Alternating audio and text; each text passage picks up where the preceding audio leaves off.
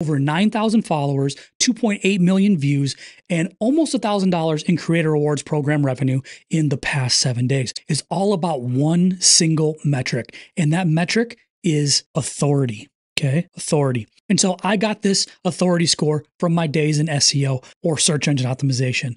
And websites get an authority score, which is based on how much authority that domain has. And it's based on a lot of things. Websites that have a high authority score get a lot of traffic. They're highly searched. People stay there when they search it. They find the content relevant. They share the content and they come back to it over and over again.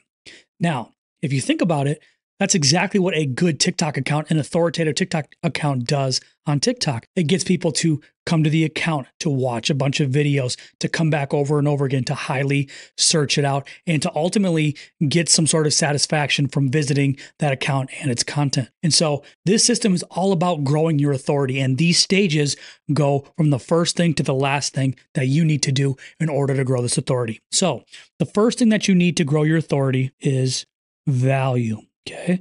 You have to provide some sort of value, entertainment, inspiration, education, make somebody laugh, brain rot content for people that are bored, satisfying content for people that like to itch that part of their brain. You need to provide value to the end user in some way, shape, or form. And now a lot of people say this and it's harder said than done. But the one thing that I focus on is my audience and getting to know everything that there is to know about the audience that I want to serve. What kind of content do they like? What are words that they like? Where do they hang out? What would be an ultimate win or an ultimate enjoyment for my audience? Go ahead and find all those things, and you're going to be able to reverse engineer how to provide value.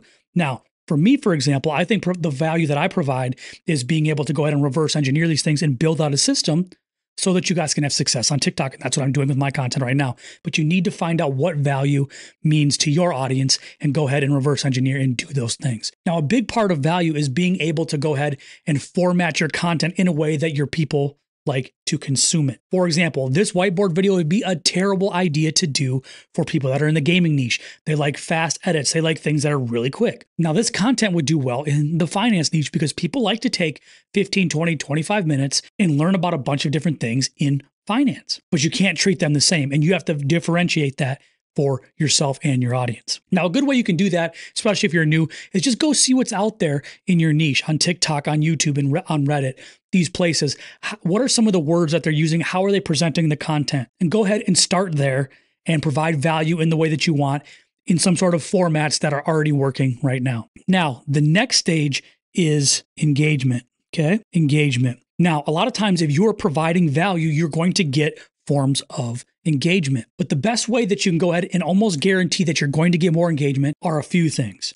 The first thing is have an amazing idea or topic. I think that topic is 60% of the video. If you don't have a good topic on TikTok, if it's not framed properly, if it's not insightful or controversial or something that your audience enjoys, you will never have success in getting more engagement. Now, the second thing to get more engagement is nail the 3 hooks. The first hook is your verbal hook. Okay. Your verbal hook's the very first thing that you say in your video. You want it to have some sort of psychological effect on your audience. You want them to be curious or mad or excited to learn about what you're talking about. You want it to spark some sort of emotion. Now, the second thing is the visual hook. What visuals are on the screen when you're saying or talking about your particular thing? Is there an image of what you're talking about? Is the background aesthetic? Does it feel like it's in a place that you can be authentic? A lot of people do content in their car because that's a very authentic place to create content. It feels like you're FaceTiming them and you're in the car with them, just having a conversation with a friend. There are some subconscious reasons why people do that. Now, depending on what kind of content you make, you have to match that aesthetic to what your audience would expect from content that you create. And the final hook is the text hook. What is the text that's on top of the screen or on the screen when you're saying your verbal hook and showing your visual hook? Now, the text hook is especially important because people can read faster than they're going to be able to hear. So them reading and seeing the visual hook is going to come way before they hear the first part of the verbal hook. So those things need to be on point as well. Now, a couple other things. Good audio is really important for your content as well. Nobody wants to hear bad audio. They would rather see bad video than hear bad audio. People can get through grainy visuals, but the audio must be decent. And you have to edit effectively. Now, it's not doing too much of the edit, but your edits, the sounds that you use, the sound effects that you use can all amplify the engagement of a video. Now, providing some sort of value and getting engagement is the foundation of becoming an authority, because this next part is something that a lot of people don't strategically think about and do enough. And it's one of the things that's holding back a lot of content creators right now from having the success that they want. And that is RVR, or returning viewer retention. Okay. RVR is extremely important. Like we talked about with the website, you want returning viewers to come back over and over and over again. You want them to watch and binge all the videos on your account. Okay. RVR is extremely important for sending signals to TikTok that you are trying to be an authority. You have the answer, or you're entertaining to some sort of particular audience that they understand and know about. Now, one of the best ways to get returning viewers is to have a particular topic or niche that you discuss and being consistent with that topic. Now, I know a lot of people do not like that, but it's extremely important for growing right now. I want you to think about it from a TV or Netflix perspective. So let's say you have an amazing viral video and that gets somebody to come to your account.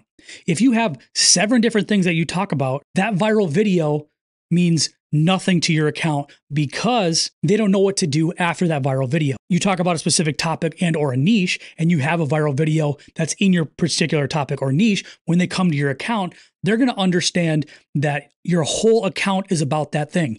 That's going to, 1, get them to watch more videos from you. 2, it's going to get them to actually follow you because they know exactly what they're going to get. If you wanted to watch sports, you would turn on ESPN. But imagine if ESPN had cooking and drama and ghost stories.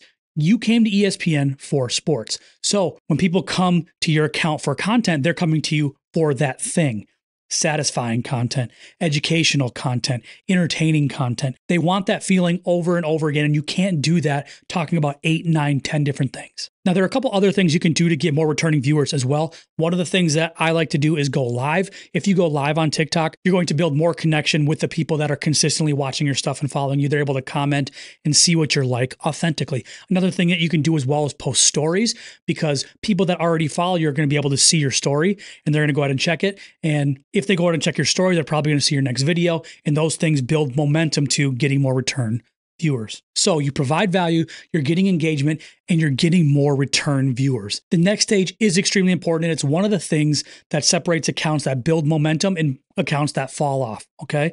And this stage is the trust stage, okay? There's so many ways to build trust with TikTok, and I think the biggest one right out the gate is to get your search engine optimization, your SEO, of your TikTok account and your posts on point, which means only using a few hashtags, making sure that the hashtags are relevant to your niche and your topic and nothing else. Saying some keywords about your topic in your caption on screen, using TikTok's captions. All those things that you do for search engine optimization on your post, you need to do and do them consistently. The second thing that I look at is your account's SEO as well.